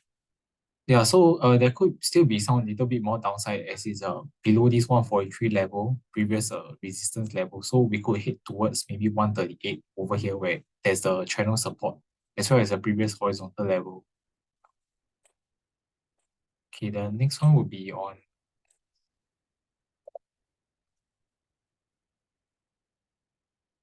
$694 Beijing Capital International Airport. Okay, for this counter, I think it's generally in the downtrend, but recently it's done a bit of a sideways. See, there's a double bottom pattern around 214 over there. And also there's bullish divergence in MACD RSI. So I'm expecting this sideways to continue for a while. We could go on to see price bounce a little bit further towards a retest of these highs at 253. The next resistance further up will be around 270, yeah, for this counter. Okay, then next one is 579, which is Beijing Jingnen Clean Energy. Okay, for this counter, generally also in a downtrend over here. And recently it tested this trendline support, which is around 140. And then it did a rebound towards around 150, mid 155 over here. Previous support. So over here, there could be some resistance where price could just sideways for a while. I think near term wise, not much upside since 160 here. There's also this gap down. As well as this trendline resistance acting around here. So 155 to 160, there's likely to be some resistance coming to this stock, which could make it consolidate for a while. Okay, next one will be on Ping An. Okay, for Ping An, I think recently it's trying to broke out of this downtrend channel over here. Good thing is also that price recovered back over this 3260 horizontal level breakdown previously. But in terms of upside wise, I think it's likely to continue a bit of a sideways for now. Since likely we likely to see price continue to find resistance around this 3540 swing high level. Then maybe your price is sideways about to digest a bit of the gains over here before to see whether it can continue the reverse upwards. Okay, next one will be your Maybank.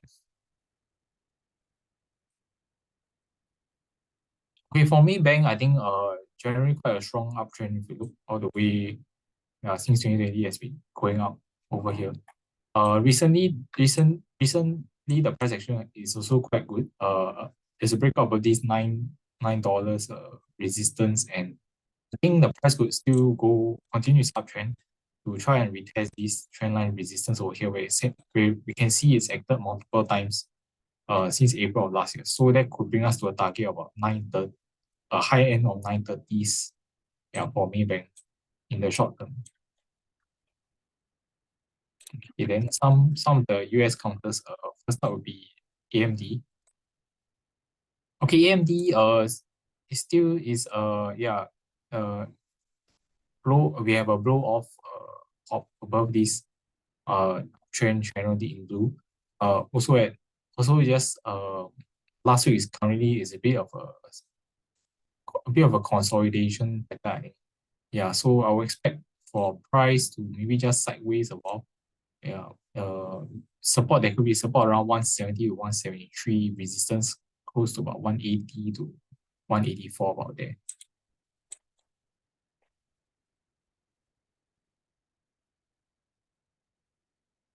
Okay, next up is Meta. Okay, Meta, yeah, it's also in the uptrend over here. Went to retest this trend line resistance over here recently. So I will expect a bit of a sideways for now first, with support coming in at around 384, 385 level. Then resistance, current resistance around 395, 396. Then next one will be Nvidia. Okay, Nvidia, yeah, also similar to AMD, also very strong over here, just trending upwards. But I think could be a bit of a sideways coming into this week. And there's some resistance around above the 625 level. Yeah, and perhaps you could see a little bit of pullback towards this trendline support, which could retest a support closer to about 600 over here, where the price actually broke out off over here. So we could do a bit of a retest sideways this week.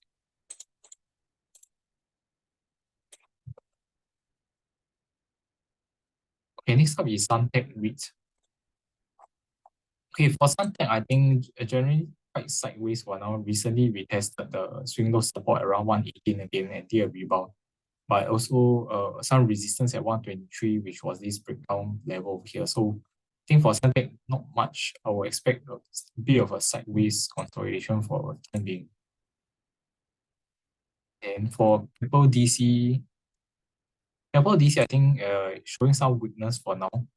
There was a breakdown below this 177 support level after a series of lower highs over here. So yeah, it's showing a weakness. Then after the earnings release, you see indecision doji candle and followed by a bearish candle today. So for Keppel DC, I think we could see a retest of the lows formed in October 167, where let's see whether it forms a double bottom but perhaps there could still be some further downside. So the next support level will be closer to about 160.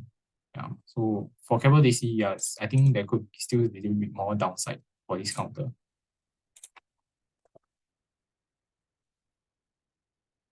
Okay, then for Mapletree Logistics Trust, currently trading in this downtrend channel over here. Then I think there could be some support coming in close to about 152, 153. So 152 is a horizontal support level, and then also matches with this channel support over here. So perhaps the price could just start to stabilize a bit and do a bit of sideways the current levels.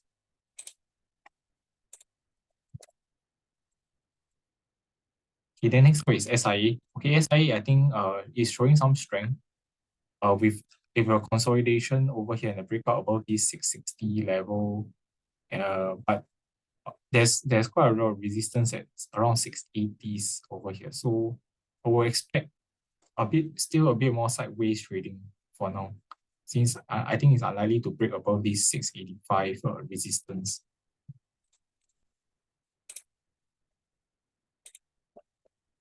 Okay, next up is AEM.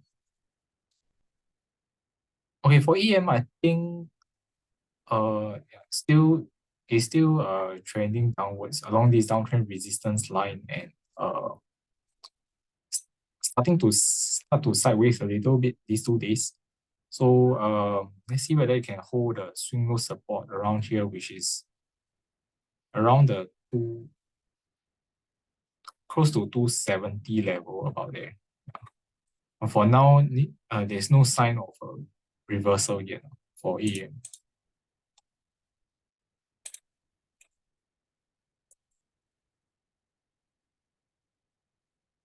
Okay, then for UMS, I think UMS looks like he tried to break out of this 133 resistance level, but following there was the news placement news last week. Then it looks like it's coming down back below this level. So for now, I'm a little bit more think that it could go to retest this 128 support level again, and this trendline support, which could be around 126 to 128 again. So it could be a little bit of pullback for UMS, then maybe a bit of a consolidation thereafter for now.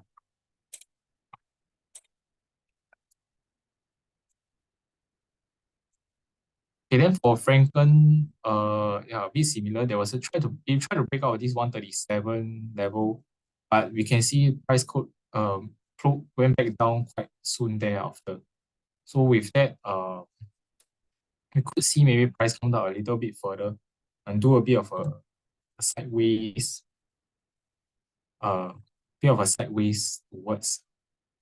127 and 134, this range level again. Okay, next up will be Delphi. For Delphi, generally in this trading in this downtrend channel over here, recently went back to retest the previous resistance breakout, which was around $1.06 to $1.06 to $1.10 levels. Then start to sideways a little bit for now. So I will expect price will just sideways a little bit and around the 104 to 113 level over here. Okay, what price should one buy iFast and Sembcorp for long hold? Okay, for iFast, I think currently it's just consolidating in this descending triangle over here. Not much action recently, so I think for long hold, it could wait a little bit lower, like levels. The next level below will be around 747 as well as 715, and maybe you could consider DCA if you're interested in the long hold. And for Sembcorp Industries, I think for now it's likely to be a bit sideways for now. Yeah, since it's trading outside of this uptrend channel, and for long hold wise, maybe you could consider an entry around 525, which was a previous resistance over here where price broke out. Yeah, so it could do a retest over here for this trendline support as well.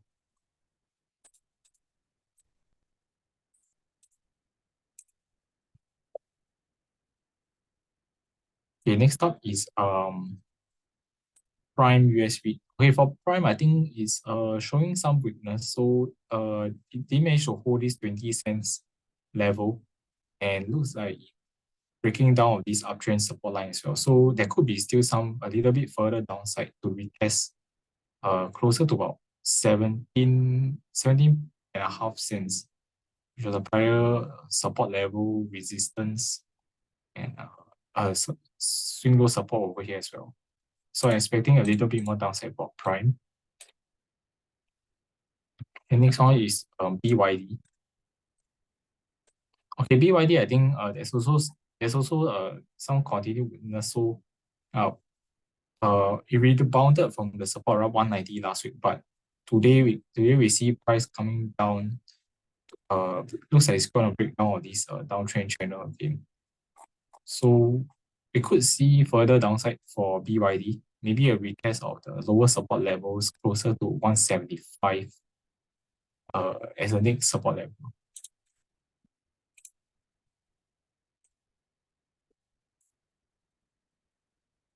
And what price to enter Ping An? How long should one? Okay, I think for Ping An, if you think that the current price is actually attractive enough for you, I think if it does a retest of the breakout by around the 3250, 3260 level, which is also this horizontal level, then perhaps you could consider entering over here. And for the holding period, I think depends on your profit target level and see how long it could reach. So for example, if you're aiming for this resistance level around $40, then perhaps it could take maybe up to 8 or 12 weeks to hit this target level here.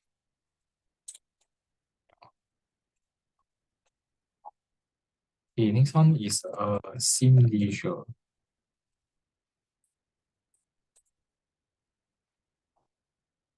Okay, for Sim Leisure, it's a rather illiquid counter, so I'll try my best to use the TA. So because as TA is more reliable when it comes to larger volumes. And so for Sim Leisure, generally is an uptrend over here. So currently I'm expecting not much upside for now. So because in this blue color uptrend channel, price is near the resistance, which is at 55 cents. So there could be some pullback, a little bit of pullback and consolidation for now. Yeah. And another resistance could be at this black color trend line, which could take it up to, if it decides to go a bit higher, it could go up to 59 cents, 60 cents level. Yeah, but I think for now, I'm leaning more towards a bit of a pullback for Sim Leisure, as it did over here.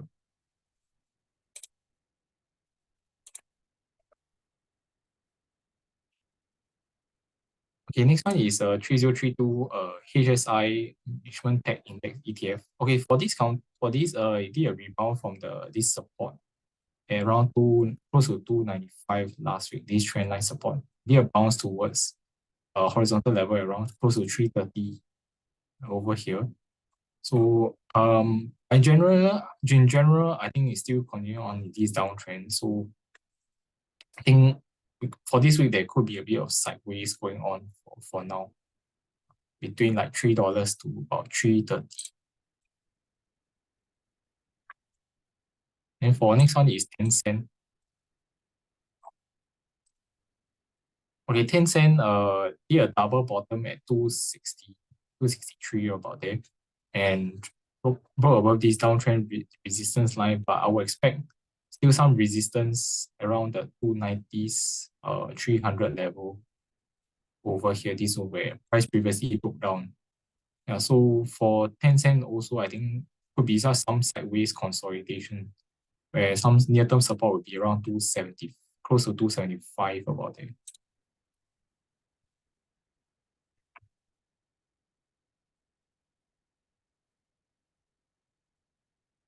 Okay, next one is Broadcom.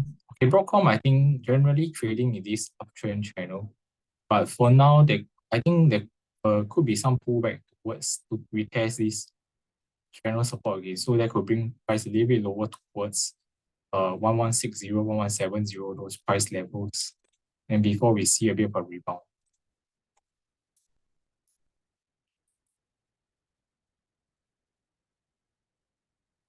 For Amazon, I think recently price managed to break over this 155, 156 level over here with the hammer on Friday. So if it continues its upside momentum, it could retest this trendline resistance that could bring price up to 163, 164 about there. Okay, then the next one is on Google.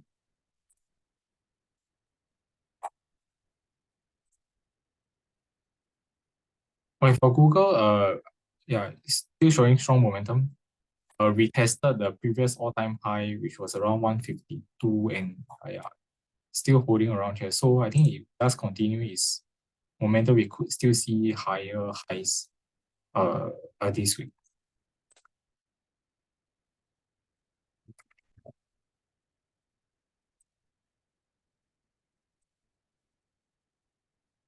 The next one is Alibaba. So for Alibaba, it did a retest of this downtrend resistance line around 72 over here. So I think could be still some consolidation first, but then if it holds this level, we could still see maybe price go up a little bit more towards the 75, 76. This resistance, which will be likely to see price pullback from.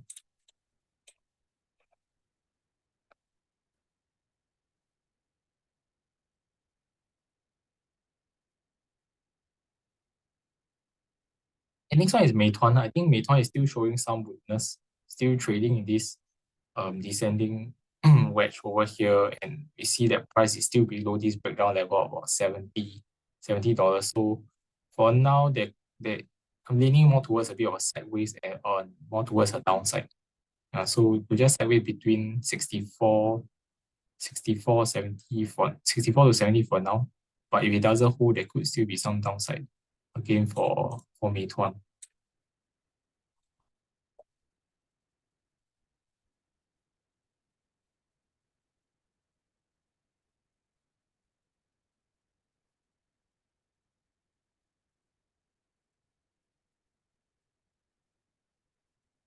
This one is on public bank.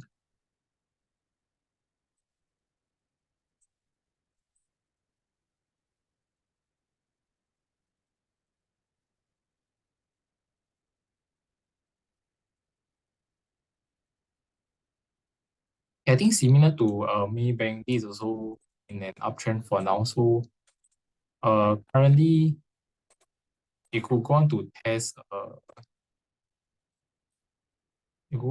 maybe our 445, this level where we have this trend line resistance again. Yeah, it's the first resistance level. It's also confirmed with the previous horizontal resistance level also over here as well.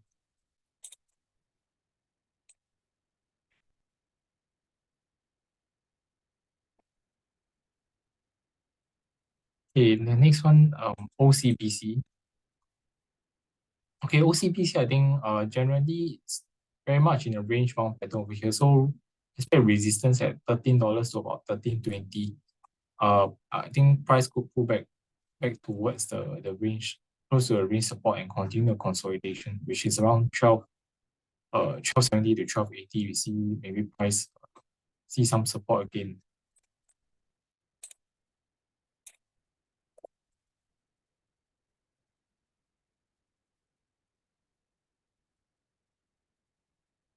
My next is UOI.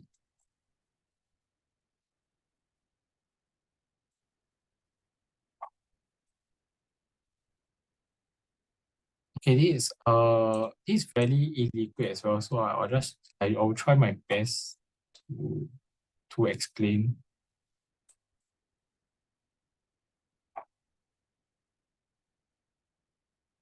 So I think for now, price generally is resisted along this downtrend resistance line.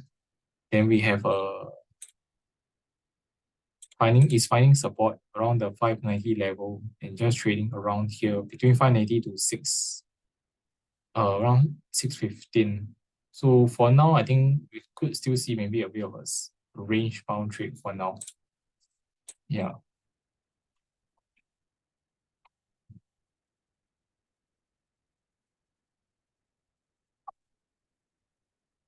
Okay, then for next one is a UOL.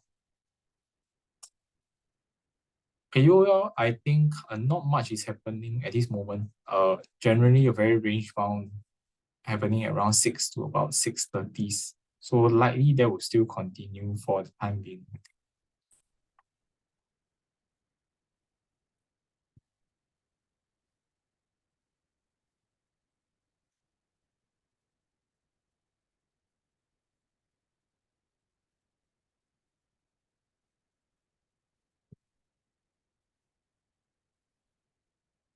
Okay, next one is a Capital Infrastructure Trust.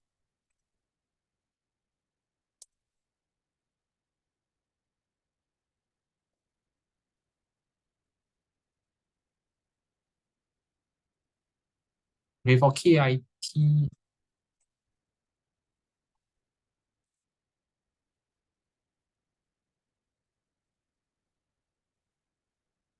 sorry, my chart's a bit skewed for this. Currently, there was a breakout above this downtrend resistance line about 48.5 cents, and then currently retesting the highs of 51 cents. So there could be some consolidation first, as looks like it's currently doing between 50 cents to about 51 cents. Yeah, but it's still quite bullish as just hovering around the resistance, and I think if the support holds, we could still see higher highs for KIT in future.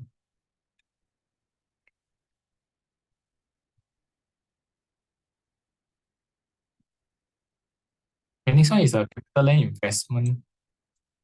We went back to retest support level at around 292 over here and just hovering sideways for now. I think that will probably continue for the time being. Near-term resistance wise will be close to about $3 again, where price broke down off over here, and we have this downtrend resistance line acting on it as well.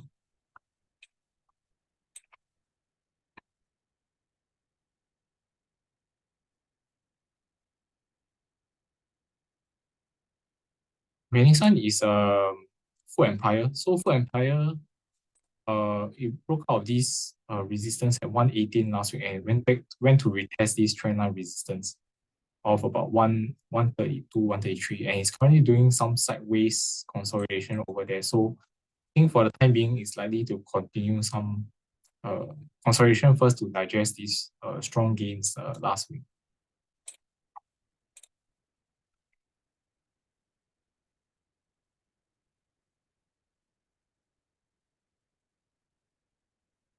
Okay, next one is the SIMSKI Singapore Index.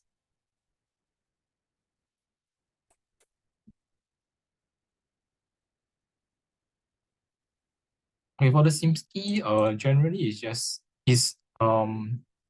hovering in the range. Yeah, it has just been quite sideways over here. So for now, I think that probably wouldn't change. I think it's still likely to be range bound. Some support is around 272, 273. With these recent lows as well as this trendline support. Then come to resistance will be around 225, 26. Yeah.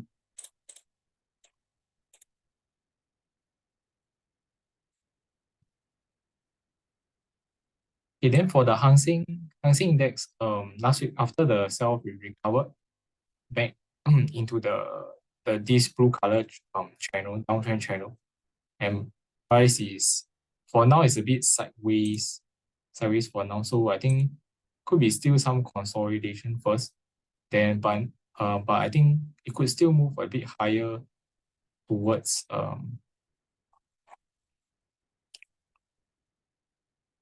maybe like 16.7K to about 17K zone over here, where was a previous resistance area in December.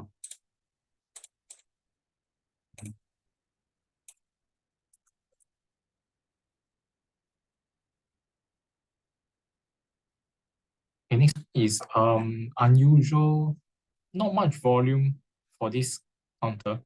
Generally very range bound for as well. So I think I can't explain too much as well.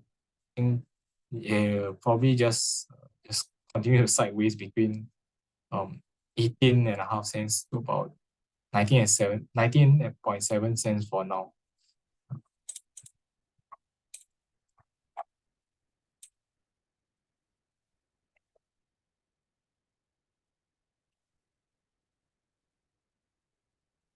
Okay, next one is city developments. Okay, city developments, I think it's showing some weakness recently. You see price breaking below the 630 level and it's been trending downwards in this stretch. So I would think that price could hit a little bit lower to retest the next level of support around the 610 level over here.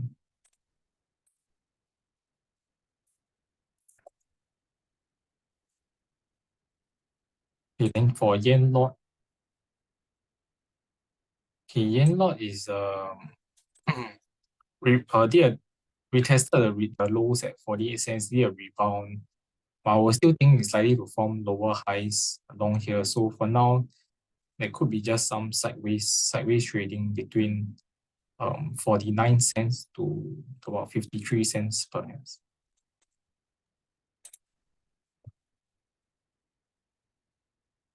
And I think I'll cover one last one, which is the China A50.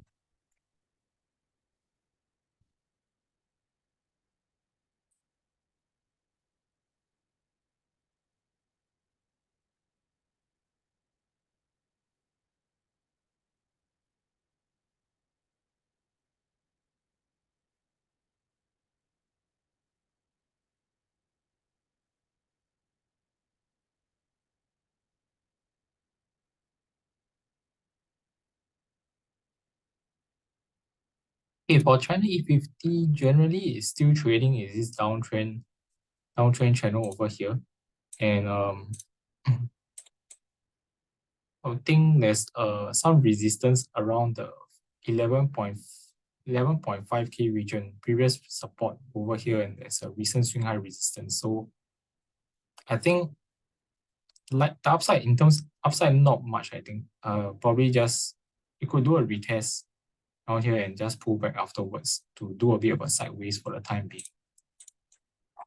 Yeah, since it's also at the channel resistance around here as well. Okay, that's all from me for the TA. I'll pass my time to my team if there are any more things to add on. Thanks. Yeah. Okay. Thanks. Thanks, Dean. So let's try to wrap up whatever questions. The AEM 20 million could be customer cancellation. No, it's actually it's a non-cash item. It's basically I think they over counted the. It was partly because there was no excuse about they were doing some transitioning, some movement in their plants and all that. So they actually over calculated in terms of the inventory that they purchased. But there was no cash. So the double entry, my guess is they just added debit the inventory and then just credit into some payables that they did, but there was no such thing. So they just reversing it. Yeah. But they were going to have to make the write-off. Yeah. Through the P&L actually. Yeah. With MAS, so MAS is not holding REIT. So MAS, Monetary Authority of Singapore doesn't change interest rates like the Federal Reserve. They will just play with the trajectory of the Sing dollar against a basket of currencies. Nobody knows the basket, but it's trading partner usually against RMB, Malaysian ringgit, US dollar. Trajectory. So it's either they raise it, they make the Sing dollar stronger, or weaken it, or widen the band, or gap it up or gap it down. In terms of the impact to the REITs, virtually no impact. Of course, if they were to strengthen the Sing dollar, it would be better. It makes it more attractive for investors. But on the flip side, it will also affect some of these REITs that have exposure overseas. Yeah. So I think MAS movement don't really have a major direct impact. Unlike the Federal Reserve, because there's interest rates. And then there's like a 90% correlation, depending which period, between the Fed funds rate and Singapore interest rates. Okay, the Bowstead question, sorry, I'm not very sure how to answer that because we don't really know much about Bowstead. So the question is, any comment about Bowstead share price because of the privatization or the exit offer? Yeah, so I don't really have the numbers with me. Yeah. Not familiar at all. Sorry, can't really help you answer that. Okay, I think with that, I'd like to thank everyone for your time. Sorry, I overran the 1 p.m. So I'd like to thank everyone for your time and for your questions, and hope everyone have a good week ahead. And do note that we have 2 webinars coming up, AIM and Capital DC on 1st of February. If you have the time, feel free to dial in. With that, I'd like to thank everyone and have a good week ahead. Thank you, everybody. Bye bye.